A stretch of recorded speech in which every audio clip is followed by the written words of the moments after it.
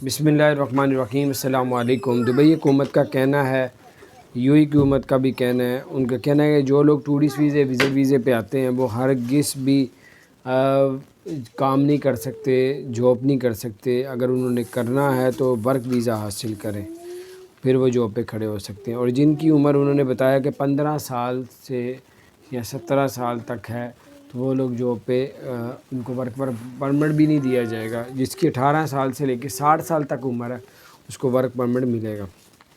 اگر کسی نے 60 سال کے بعد کام کرنا ہے تو ان کو خصوصی اجازت لینی پڑے گی، 6 ماہ سے 1 سال کا ان کو ٹائم ملے گا۔ اتنے 6 ماہ کی اجازت ملے گی یا 1 سال کی، اگر 60 سال سے عمر زیادہ ہے۔ باقی 18 سال کی عمر میں آپ لوگ وہاں پہ